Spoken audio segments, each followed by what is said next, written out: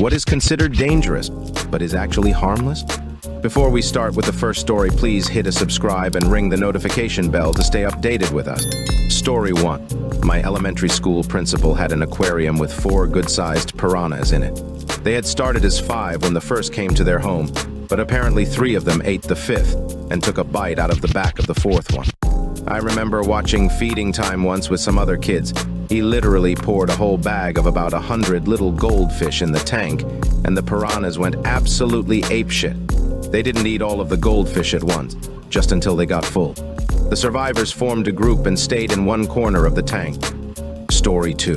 Non-perishable foods like chips or crisps are generally good for many months past their best-by dates, and the worst that happens after that is that things might get stale or lose flavor. I hit up my local discount grocer all the time and pick up cheap snacks that have expired best-by dates. I don't f*** with perishables though. If it's meat or dairy, I pretty much toss it out at the use-by date, even if technically most items will still be good for a few days past that. Story 3. Touching or just being around fentanyl. Lots of police officers think they overdosed simply from touching it. Not possible. As a nurse who is around fentanyl almost every shift, I always laugh so hard at the videos of police officers who pass out after merely touching or being in the vicinity of a bag container of fentanyl. Either these officers are extremely undereducated about how fentanyl works and they're having an extreme panic reaction, or it's all just performative bull. Story 4. Maybe not harmless exactly, but psychedelics. They were considered dangerous, very harmful. Most of the propaganda about how dangerous they were was made up or exaggerated. Now that they're being researched again, they're found to not only be non-addictive, but therapeutic. They can heal trauma, anxiety, help combat dangerous narcotic addiction, and even help existential dread from those facing the end of their lives. But for all the good, respect still needs to be given to ancient medicine. They aren't harmless to everyone. Story 5. Being cold. I don't mean to the point of getting hypothermia. I mean like having your window open and the temperature of your room getting cold. Or going out with maybe one fewer layer of clothing than needed. Many people think you're going to catch something when doing so, when actually temperature isn't proved to be linked in any disease, directly at least. Story 6. I caught my boyfriend of 2 years. He had asked me to proofread his paper on his Mac, and the text messenger popped up in the right hand. He was sitting in his bed texting some girl, "Good night, I love you," while sitting right next to me in his bed. I deleted his entire paper, wrote, "Who's Marissa?" saved it, and told him it looks great, and left. She was his girlfriend of 8 years who lived next to his parents 2 hours away. Story 7. Electroconvulsive therapy, also known as electroshock therapy. I'm a psychiatry resident, and people are often terrified of it because they either compare it to lobotomies, or they have an image of it from old movies where they didn't give people paralytics so they just seized wildly. ECT is actually very safe, even for the elderly and pregnant people. It's up to 80% effective for treatment-resistant depression. This is much higher than conventional antidepressants. It's not a first-line option for most illness states, but it is still a life-saving treatment for some. Story 8. Undercooked pork. At least in the US, you are safe from trichinosis from farm-raised sources of pork. You can cook pork chops the same way you cook beef steaks. Wild hog meat and any omnivore wild game, especially bear, is the main way folks get trichinosis in today's world. This likely holds true for at least Europe and Australia too. I am not as well versed in Asian, African, or South American countries when it comes to this. Story 9. Smoking at gas station. You could drop a lit cigarette in a bucket of gas and it will actually put the cigarette out before the gas ignites. No, I don't think we should be open to the idea of smoking at gas stations. But it's actually not as bad as one might think. See, when you want to actually ignite gasoline, it takes a flame that is strong enough. But since a cigarette is just a slow burning kind of thing instead of an open flame, it does not have the power to ignite the gasoline. Please don't start smoking at gas stations either way, because many states have made it illegal. Also, they banned cell phone use at gas stations in many states, but it was disproved that a cell phone could put out enough energy to ignite gasoline. Still a law, but no one really follows it. They also used to believe that the static electricity of getting out of the car, cloth seats, had the potential to ignite gasoline, but this myth has also been busted. Story 10. Walking around in the hood, I walked through many apartments with high crime rate. Hell, there's been a murder right behind my house. Shootings, Fights over dumb shit in my neighborhood and I have remained untouched. The only way it's dangerous is if you look like someone is beefing with, are wearing a ski mask. Can make you look like you're doing a drill. Have your hand in your pocket looks like you have a gun. Or most importantly, try to start shit. You'll stay safe if you just walk and don't flash money or valuables or do any of the four above. Also, if you're young, don't vape in front of people. I got jumped once and thrown in a pond for it. Yes, I was starting shit, though I blew the smoke in their faces because I'm a dumb. Story 11. Well, asbestos is pretty harmless. It's just breathing the fibers in when it's being cut and worked with that's an issue. Whilst you have to take care whilst it's being removed, I've seen people run out of rooms at the word asbestos thinking it's like radioactive or something. But whilst it's not being disturbed, it will cause you no harm at all. If your house was built before 1999, chances are your house has asbestos in there somewhere. Or where I'm from, at least.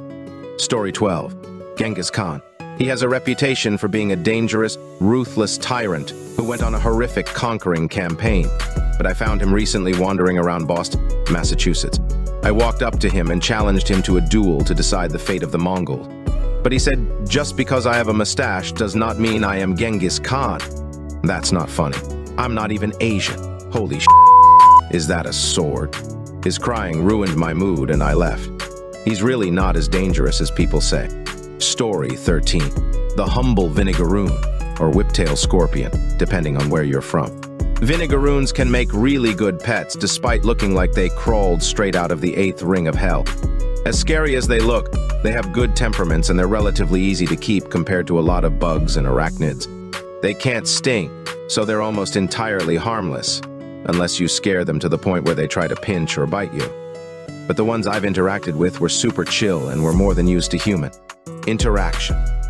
You'd have to f*** up really badly to get one of these things to hurt you. Seriously. Story 14. MSG.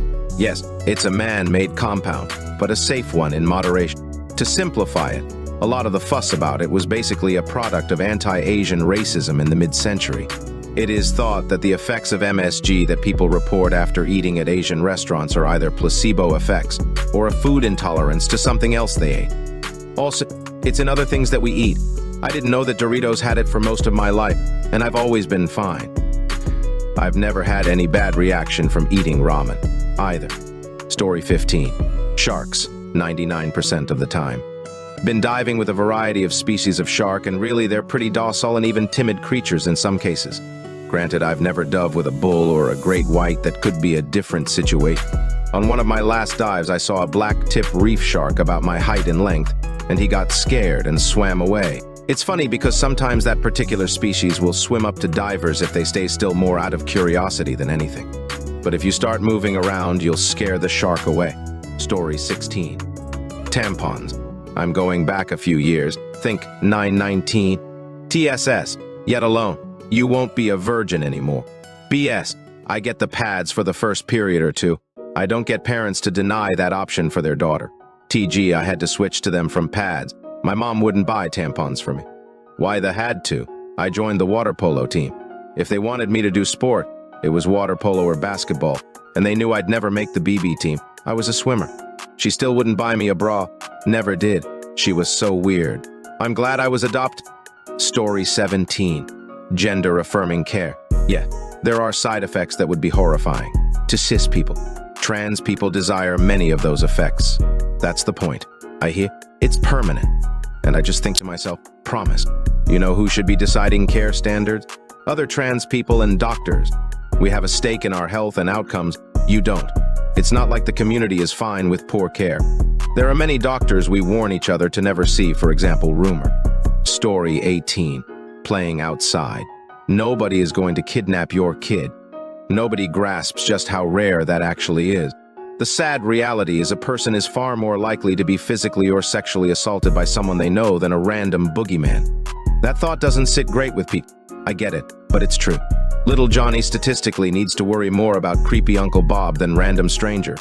Which is not to say don't take reasonable safety precautions and be aware of your surroundings in public. But kids need to be taught what to do if an adult they know is inappropriate with them. We pushed stranger danger so hard. But are we teaching kids what to do when it's not a stranger? Story 19. There are entire cultures of people who have convinced themselves that having wet hair, feet, etc. will make you sick. It's entirely a myth. To expand on that, people who think being cold, you will catch a cold.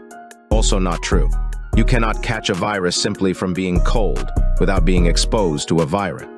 The irony of this is that controlled cold exposure, like being very cold for short periods of time, is actually beneficial for your immune system and will make you less likely to get sick frequently compared to someone who avoids being cold and constantly seeks homeostasis.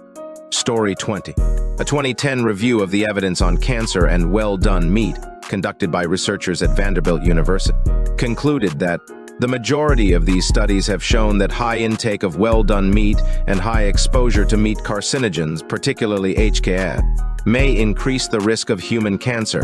Heterocyclic amines, HTAs, which some experts also refer to as heterocyclic aromatic amines, HAS, are a class of chemical that forms in cooked red meat and, to a lesser extent, in poultry and fish, according to a 2011 study in the journal Chemical Research in Toxicology. Another class of chemicals, called polycyclic aromatic hydrocarbons, parabens, has also been linked to cancer. PAHs are formed when fat and juices from meat grilled directly over a heated surface or open fire drip onto the surface or fire, causing flames and smoke. According to a fact sheet published by the National Cancer Institute, NCI, the smoke contains PAHs that then adhere to the surface of the meat. Even if meat isn't charred or cooked at high temps, smoking meat can increase its levels of PAHs. Both HAS and PAS are metabolized by enzymes in the body, and some of the byproducts of this process can cause DNA damage that may contribute to the development of cancer, suggests the research of Robert Tereski, an expert in cancer causation at the University of Minnesota. All right, folks, that's a wrap. If you like more of this, please hit a thumbs up and subscribe to the channel. You can also share your thoughts in the comment below. I'll see you in the next video.